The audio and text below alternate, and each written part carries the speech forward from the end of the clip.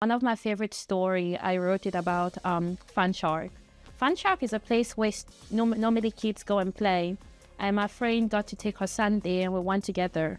I remember watching him, seeing other toddlers, other kids like him and going through his castle just up and down.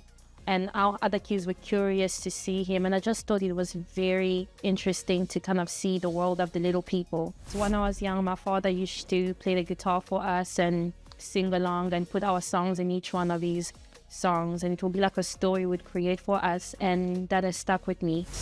So music-wise, I sing neo soul or sometimes indie. It's just because I do love nature and just songs that kind of remind us to be proud of who we are and where we're from. When you're going to like different places, it's usually so very white places, which I don't mind, but it does kind of make you feel like you don't belong sometimes. If you are, like, let's say you very much built, like as a black man, you will become a bouncer.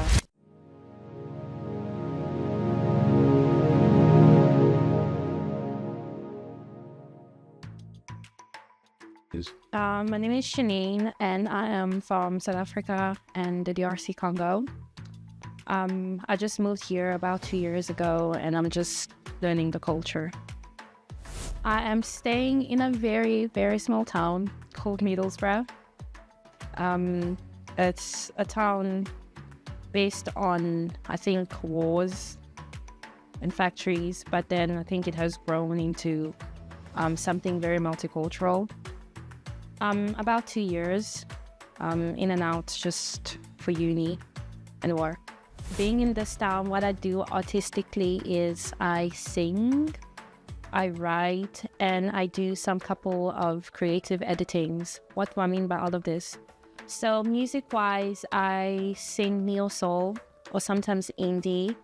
It's just because I do love nature and just songs that kind of remind us to be proud of who we are and where we're from. So most of my songs just sings about how I feel being in a certain situation. And then I kind of take this more from my writing. So I have a tiny little blog which focuses on experiences that I get throughout the day. It could be today, talking to you guys, and how it feels, like the questions that were asked, what it made me feel at the time, and probably talk about how I was encouraged to kind of give a voice to this so more people can kind of look into that. One of my favorite story, I wrote it about Fun Shark. Fun Shark is a place where normally kids go and play, and my friend got to take her son there and we went together. I remember watching him, seeing other toddlers, other kids like him and going through his castle just up and down. And our other kids were curious to see him. And I just thought it was very interesting to kind of see the world of the little people. And I wrote on it.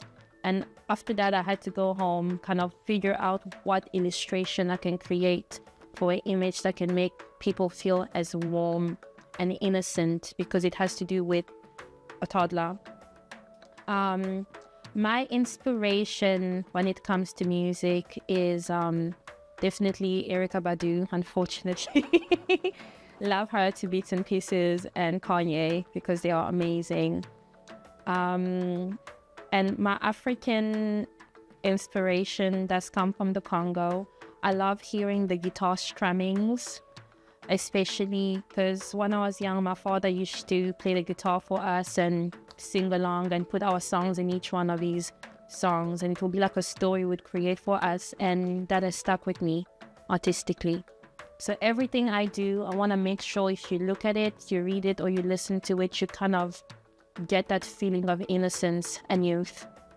To be honest, as a Black person, I haven't really experienced it because I feel like I've been kind of westernized from a very young age. And I think I've surrounded myself by people who don't make me feel different, and I think we get to teach each other and I get to learn more about people. Yeah, the only challenge that I would have is obviously lack of diversity when it comes to other Black people, because it depends where you're from. Because I know if you are from the English-speaking countries, chances are you might be in, you know, metropolitan cities like London and stuff. But then here, the majority might be Nigerians, and then probably followed by Somalis, and then the rest of us are just like small communities. So that would be the only challenge, is to kind of get people that you can share kind of a common language with besides English. Oh, it's inspired me because some of the pubs that I go to, every Thursday, there's always people who sing. So from time to time, they do give me a call just to come and sing along with someone. Sometimes sing my own songs if I'm confident enough, usually covers. So I think it has helped me be more comfortable singing in front of people, because I wasn't really like that before.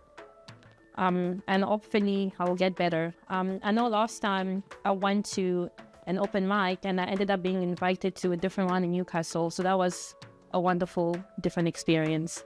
And I got to meet more Black people in the North. So that was awesome.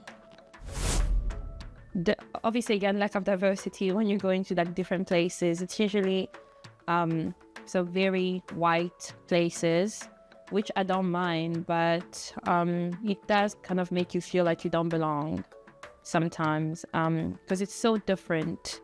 Obviously, there are places that are very enjoyable regardless of how European they are.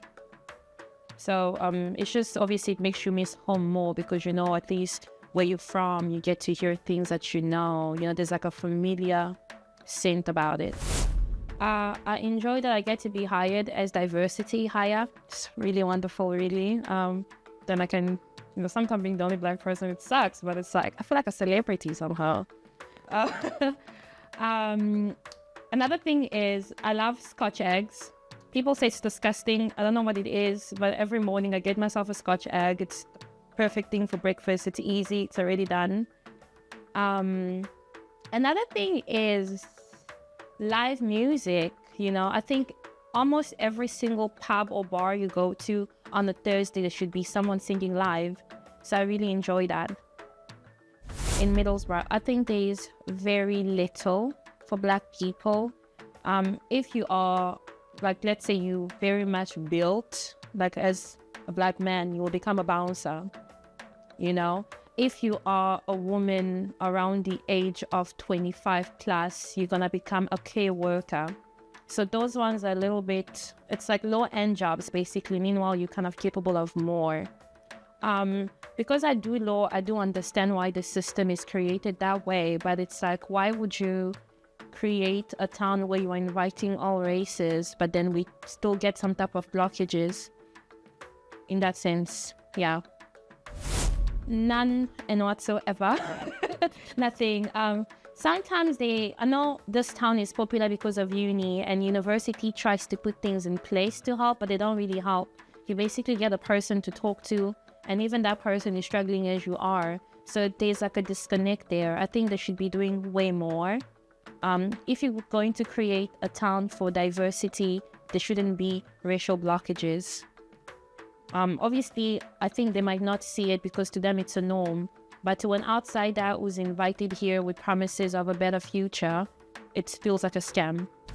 Why would that change? I would probably maybe create like workshops where they get to teach other people more about other Black people, as in like, we are not all Nigerians. Not all Nigerians are from one place in Nigeria. That one gets me ticking because I know that's not how it works. I would like them to be more respectful when they ask you questions, because I think we are very mindful when we ask it. Maybe more manners. I think people do like manners in this place. What else? Just more cultural stuff. Like, let's educate people, because sometimes when you do get to have very serious conversations, chances are they don't know or they don't see what is wrong with you feeling a certain way about certain conversations. So just more education for them, not for us. I would say don't limit yourself. Don't do what everybody else do. I think we're all unique and we have something to bring to the table. And if you're gonna come into a new country, I think learn, adapt so you can create something new, which you can mix up with your own talent. I would always encourage that because that's what works for me. I think they should watch it because it gets you to confront things that you don't really want to look at. For example, asking me about the struggles when I know they're there, but I don't think about it. But then here we get to talk about them and you kind of feel like you're being listened to. I think that's all we're looking for, a voice. I think they should watch to actually get a voice, which is very important. Hello, my name is Jeannie and I'm a student at Teesside University. I am here to tell you guys to go and check out TBX. It's a special program that helps you understand who you are as an African, your options, and where you can go.